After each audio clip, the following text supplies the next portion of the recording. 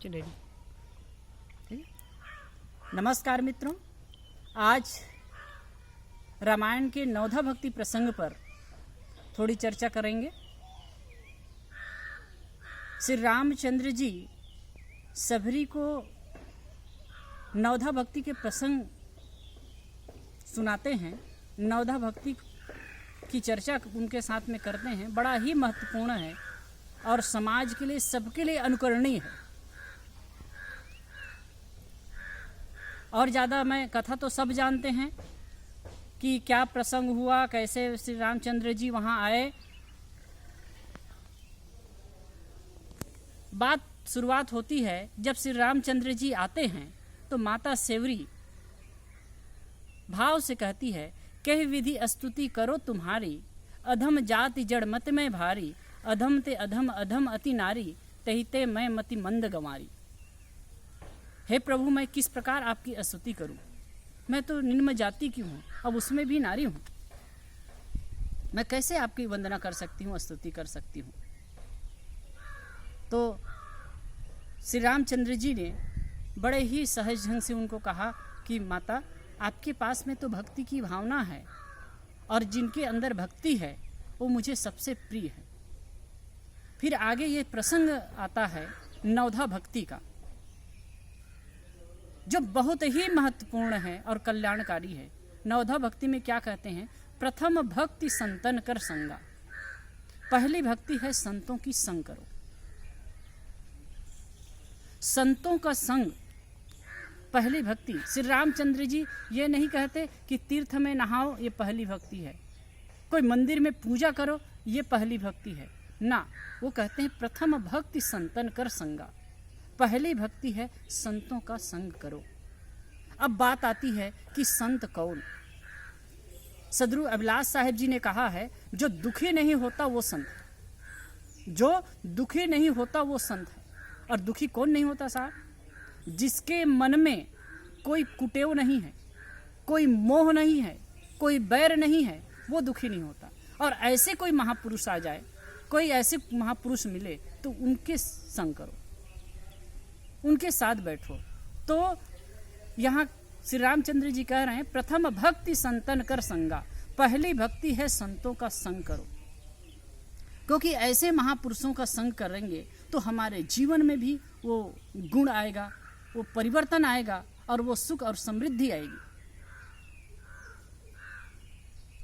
कहते हैं ना, पारस के स्पर्श से सोना लोहा भी सोना हो जाता है। पारस के स्पर्श से लोहा सोना हो जाता है और उसकी कीमत बढ़ जाती है। ऐसे ही संत गुरुजन के संग करके हमारे भी कीमत बढ़ जाती है।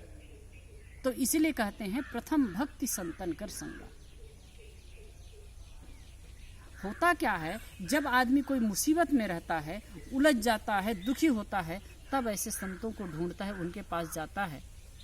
लेकिन जब सुख में हो तब भी जाएं, दुख में हो तो जाते हैं, अच्छी बात है। लेकिन सुख की परिस्थिति हो तब भी संतों के पास जाना चाहिए, उनके पास बैठना चाहिए। और भक्ति का ये पहला आलंबन है।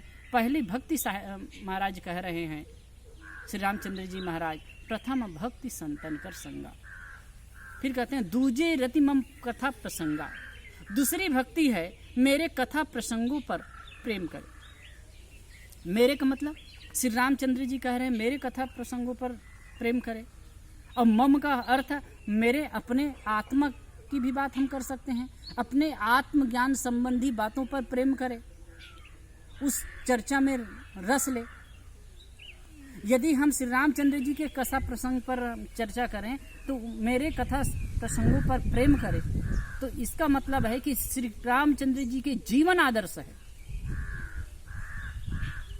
उसकी चर्चा करें। और चर्चा करने का मतलब नहीं, कथा में प्रेम करने का मतलब इतना नहीं कि आप उनकी कथा को सुने, उनके वनवास काल में या राम भरत के मिलाप में, या फिर लक्ष्मण को शक्ति लगी उसमें तो ये दुख का प्रसंग आया तो फिर 2 बूंद आंसू चुहा दिए।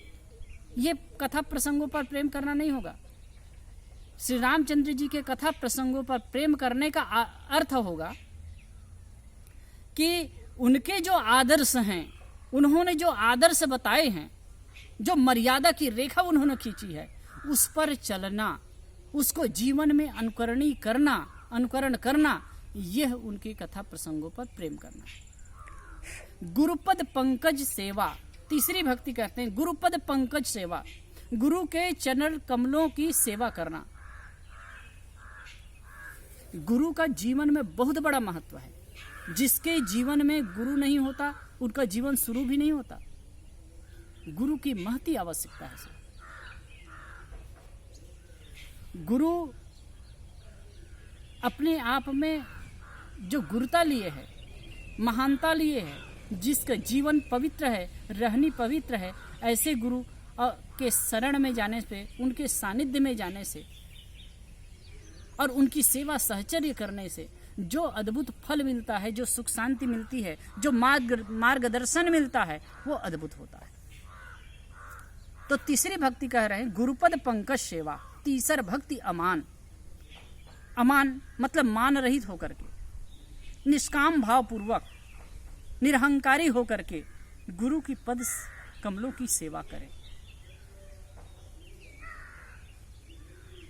गुरु के सेवा करने से जो गुरु में एक निखालिसपन है, जो पवित्रता है, निश्चित है हम जिसके पास बैठते हैं तो उनका प्रभाव ऑटोमेटिक हमारे जीवन में आता है। हम गंदे लोगों के साथ में बैठते हैं तो उनका प्रभाव हमारे जीवन में आता है, अच्छे लोगों के साथ में बैठते हैं तो उनका अच्छा प्रभाव हमारे जीवन में आता है। और जो गुरुता लिए हैं, जो महानता लिए हैं, महान पुरुष हैं, ऐसे लोगों के सानिध्य में जब बैठेंगे तो उनके जीवन की पवित्रता हमारे अंदर भी आएगी और उनके सेवा सहचर्य में रहेंगे। तो कई बातें ऐसी होती है कि उनकी सेवा सहचर्य में रहते रहते हमको बोध विचार आने लगता है। इसी संबंध में एक मुझे घटना याद आ रही है, महात्मा बुद्ध की। महात्मा बुद्ध के पास में एक युवक आया और आकर के बैठा और प्रश्न करने को उद्यत हुआ कि भगवान मैं प्रश्न करना चाहता हूँ, मेरे प्रश्न हैं, उसका उत्तर दीजिए। तो महात्मा बुद्ध बैठे थे तो उन्होंने कहा कि आगंतुक प्रश्न पूछना है, ठीक है पूछ लेना, लेकिन 6 महीना यहाँ रह जाओ, उसके बाद प्रश्न पूछना। तो उनके बाजू में ही सारे पुत्र बैठे थे, जो महात्मा बुद्ध के प्रधान सेनापति कहे जाते हैं, प्रधान शिष्य कहे जाते हैं, सारे पुत्र बैठे थे। उस युवक के बात को सुन करके और हंसने लगे, महात्मा बुद्ध के उत्तर सुन करके हंसने लगे। तो युवक को लगा कि शायद मेरी बात को सुन करके ये हंस रहे हैं। तो उधर मुखातिब होकर के कहा कि भगवान क्या मुझसे बोलने में कुछ त्रुटि हो गई जो हंस रहे हैं? तो सारिपुत्र ने कहा कि नहीं युवक, तुम्हारे बोलने में कोई त्रुटि नहीं हुई, मैं तो इस बात से हंस रहा हूँ कि भगवान कह रहे हैं कि यदि प्रश्न का उत्तर जानना चाहते हो तो 4 महीना 6 महीना यहाँ रह जाओ और उसके बाद पूछना। तो कि युवक यदि 6 महीना यहाँ रह गए तो ना तो तुम प्रश्न पूछ पाओगे और ना ये उत्तर देंगे। पूछना है तो अभी पूछ लो, उत्तर जानना है तो अभी जान लो। इसमें बहुत बड़ा रहस्य छुपा हुआ है। किसी संत के, किसी गुरु के सानिध्य में आप बैठ जाएं, 4-6 महीना रह जाएं, तो फिर कुछ पूछने लायक रह ही नहीं जाएगा। जो कुछ है वहाँ, जो कुछ उसके पास है, वो सब कुछ आपको ऑटोमेटिक मिलता जाएगा। इसलिए कहते हैं गुरुपद पंकज सेवा, तीसर भक्ति अमान, चौथी भक्ति मम गुणगण, करे कपट तज ज्ञान।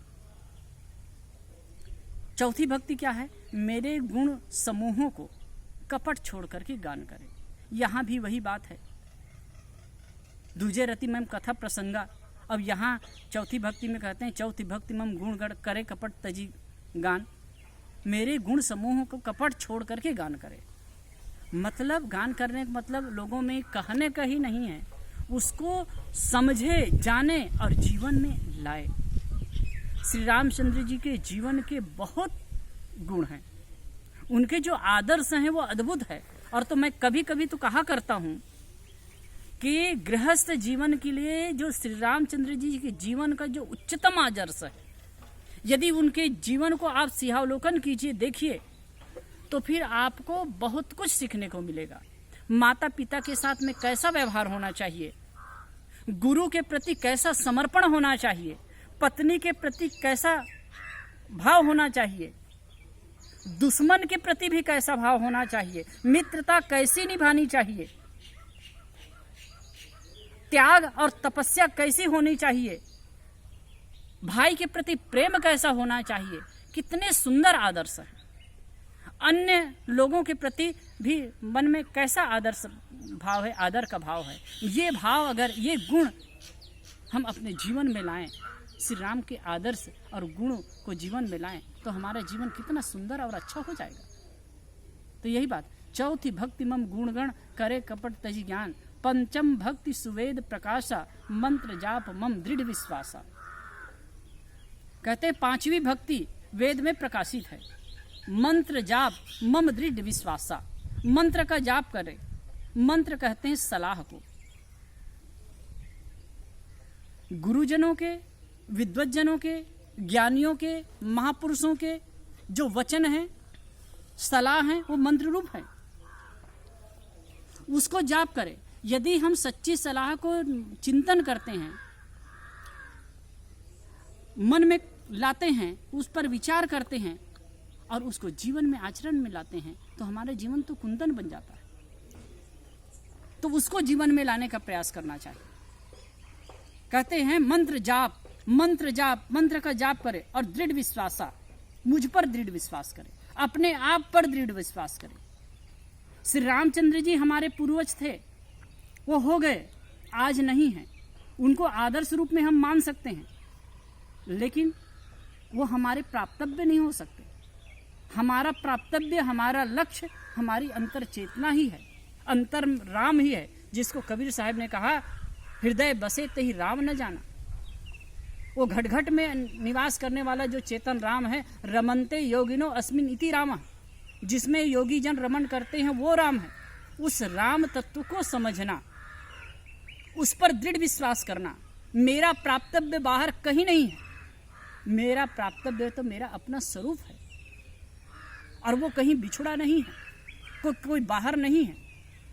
कबीर साहब की एक साखी है, कस्तूरी कुंडल बसे मृग ढूंढे बन माय, तैसे घट घट राम है दुनिया जानत ना है। कस्तूरी मृग के नाभि में होती है, लेकिन उसकी सुगंध के लिए मृग बन बन भटकता है, लेकिन वास्तव में वो तो उसके पास में ही है। इसी प्रकार से हमारे अंदर वो राम तत्व तो बैठा ही है, हम बाहर ढूंढते हैं। तो मम दृढ़ विश्वासा मतलब मेरे में दृढ़ विश्वास, अपने आप में, अपने में, अपने आत्मा में, अपने आत्म स्वरूप में विश्वास करो और अपने जीवन को पवित्र बनाओ। इसमें मंत्र जाप मम दृढ़ विश्वासा, मंत्र का जाप मतलब कि जो उपदेश के वाक्य हैं, सुंदर वाक्य हैं, महापुरुषों के वाक्य हैं, उनको जाप करे, जीवन में उसको चिंतन करे और जीवन में अनुकरण करे और अपने आत्मस्वरूप पर विश्वास करे। सट दम सील विरति बहु कर्मा, निरत निरंतर निरंतर सज्जन धर्मा। सट दम सील विरति बहु कर्मा, सील का आचरण करे और बहुत सारे कर्मों से अपने आप को ऊपर उठाए। सील कहते हैं सदाचार को, नैतिकता को। सदाचार पूर्वक जीवन जिए और बहुत सारे प्रपंच को छोड़े। आदमी देखो सुख के लिए क्या करता है, नाना प्रकार के प्रपंच करता है, उल्टा सीधा काम करता है। आप समझ लीजिए, जितना आप विस्तार करते जाएंगे, जितना आप बाहर उलझेंगे, उतना ही अपने सुख से, अपने आप से, अपनी चेतना से, अपनी अंतरात्मा से, अपने राम से अलग होते जाएंगे। तो श्री रामचंद्र जी कहते हैं सटदम सील विरति बहु कर्मा। सटदम 6वीं भक्ति है। दम मतलब अपने आप में संयम हो और शील का व्यवहार हो और अनेक प्रकार के प्रपंचों से, बहुत कर्म प्रपंचों से अपने आप को ऊपर उठा करके रखें। यदि हम बाह्य काम में उलझे रहेंगे, उल्टा सीधा काम करते रहेंगे, तो हमारे मन में शांति कहाँ आ सकती है। उसके लिए हमको बहुत प्रपंचों को छोड़ना पड़ेगा। प्रपंच को छोड़ करके यदि हम आत्म केंद्रित होने लगें, जो आवश्यक कर्म है उसको करने लगें, तो जीवन में संतोष होगा, सुकून होगा।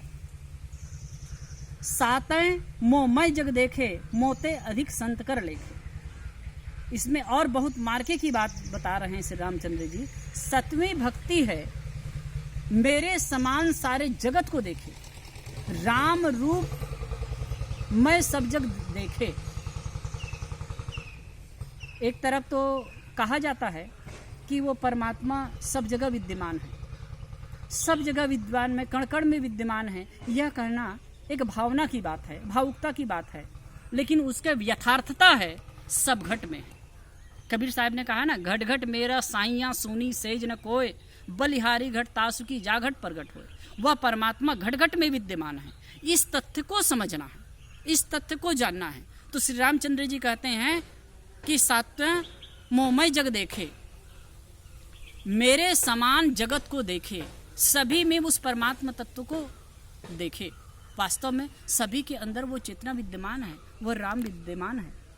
अगर ये बात समझ आए, वो उपनिषद भी कहा है, अपनी आत्मा को सब प्राणियों में देखे और सब प्राणियों को अपनी आत्मा में देखे। ये दृष्टि जिसकी आ जाती है वो किसी से राग द्वेष नहीं करता साहब, किसी से घृणा वैर मनस्य नहीं करता, सबके साथ में उसका व्यवहार अच्छा हो जाता है। हम एक संकीर्णता में बंधे होते हैं। हमें तो परमात्मा दिखता है मंदिर में, हमें परमात्मा दिखता है अमुक पूजा गृह में, हमें परमात्मा दिखता है कोई आकाश में, और जिन लोगों के साथ में व्यवहार करते हैं और भी प्राणी हैं उनमें परमात्मा नहीं दिखता है। वैसे भारतीय संस्कृति में जो परमात्मा को दिखाया गया है, भगवान को दिखाया गया है मछली में, कच्छप में, वराह में, ये भी एक संकेत है। मतलब सभी प्राणियों में है, वो सर्प में है, सब में है, सबके साथ में दया का व्यवहार है। सभी प्राणियों में परमात्मा देखने का मतलब सबके साथ दया का व्यवहार हो और मनुष्य के साथ में प्रेम का व्यवहार हो। और यदि हम ये करने लगेंगे तो फिर परमात्मा को सब में देखना हो जाएगा। और श्री रामचंद्र जी कहते हैं, मोते अधिक संत कर लेखे, मुझसे भी अधिक संत को समझे। क्योंकि संत की श्रेणी बहुत ऊंची होती है, वो भगवान से भी ऊंचा कहिए। जो अपने आप में रमता है, सब तरफ से निष्काम है, सब तरफ से अनासक्त है, ऐसे महापुरुष की शरण में तो जाना चाहिए। श्री रामचंद्र जी भी कहते हैं ऐसे महापुरुषों की शरण में जाए, मुझसे भी अधिक उनको समझे। 8 अथा लाभ संतोषा, और सपने में नहीं देखें परदोषा। 8वीं भक्ति है यथा लाभ संतोषा। जो प्राप्त हो, जो मेहनत से प्राप्त हो, उसमें संतुष्ट हो, तृष्णा में ना पड़े, असंतोष में ना पड़े। लोग कभी कभी कहते हैं कि अगर असंतोष में पड़ जाएंगे तो फिर विकास कैसे होगा। तो असंतोष में पड़ने से विकास नहीं होता साहब। असंतोष में पड़ने से दुख होता है, पीड़ा होती है। संतोष का मतलब है जो मेहनत करते हो, मेहनत से जो प्राप्त होता है उसमें संतुष्ट होना सीखिए, उसमें खुश रहना सीखिए। और जो संतोष है, संतोष में ही सुख है, संतोष ही परम धन है, और संतोष रूपी परम धन को पा करके ही आदमी सुखी हो सकता है। और सपने वो नहीं देखें परदोषा। श्री रामचंद्र जी कहते हैं कि सपने में भी किसी का दोष ना देखे। दूसरे का दोष देखते हैं, दूसरे की हम गंदगी पर नजर रखते हैं, तो वह गंदगी हम में भी आती है। और गंदगी को कौन देखता है? हमारी दृष्टि, जैसे कि मक्खी होती है, एक जो मक्खी होती है वो गंदगी में ही बैठती है, लेकिन मधुमक्खी केवल फूलों पर बैठती है। हमारी दृष्टि अगर गंदी होती है तो हम गंदगी को ही देखते हैं, और यदि हमारी दृष्टि मधुमक्खी की तरह होती है तो हम अच्छाई को देखते हैं। तो यहाँ गोस्वामी जी श्री रामचंद्र जी के द्वारा कहला रहे हैं कि सपने वो नहीं देखें परदोषा। 8 यथा लाभ संतोषा, और सपने वो नहीं देखें परदोषा। अपने जो प्राप्त है उसमें संतोष रखे और कभी भी दूसरे में दोष न देखे, सपने में भी दोष न देखे। क्योंकि साहब कहते हैं अगर दोष देखना है ना तो अपने में देखो, और अच्छाई देखना है तो दूसरे में देखो। ये दृष्टि अगर हमारी होगी ना तो फिर हम कभी भी दुखी नहीं होंगे। और अंतिम भक्ति है नवम सबसो छलहीना, मम भरोसा ये हर्षन दीना। सबसे छलहीन रहे, किसी के साथ छल कपट का व्यवहार ना करे। और मम भरोसा ये हर्ष न दीना, मेरे पर भरोसा रखे। श्री रामचंद्र जी कहते हैं मेरे पर भरोसा रखे। अगर किसी की भगवान में आस्था है, श्री रामचंद्र जी में आस्था है, तो उन पर विश्वास रखे। स्थूल अर्थ में होगा कि उन पर विश्वास रखे कि प्रभु जो करेगा अच्छा ही करेगा, और हृदय में हर्ष शोक ना लाए। आदमी क्या करता है, जब कुछ अनुकूलता हो जाती है तो उसे पाकर के बहुत आनंदित हो जाता है, प्रतिकूलता होती है तो एकदम दुखी हो जाता है। लेकिन अगर हम मानने लगे कि जो कुछ भी करता है प्रभु करता है, तो इतना अनुकूल समय पाकर के उतना आनंदित नहीं होंगे, फूलेंगे नहीं, और प्रतिकूल स्थिति आ जाएगी तो पचकेंगे नहीं। और कहते मेरे पर विश्वास रखो। हम अगर विवेक दृष्टि से देखें तो अपने आप पर विश्वास रखो, अपनी चेतना पर विश्वास रखो, अपने राम पर विश्वास रखो। तो कहे हर सन दीना। और संसार में जो द्वंद्व आते हैं उसमें हर शोक में मत पड़ो, उलझो मत। अनुकूलता और प्रतिकूलता की परिस्थिति तो सदैव आती रहेगी, और कब तक उलझते रहेंगे।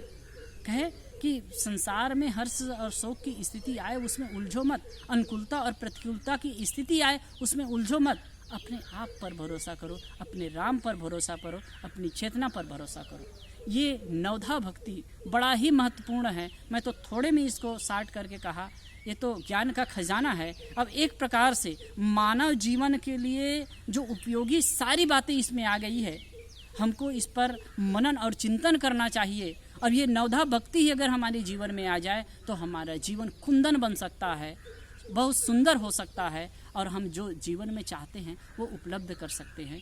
बहुत बहुत धन्यवाद आप सबको। ये नवधा भक्ति को आप लोग पुनः मनन चिंतन कीजिएगा, और ये विचार अच्छा लगे तो फिर लाइक करें, शेयर करें और सब्सक्राइब करें। धन्यवाद साहब।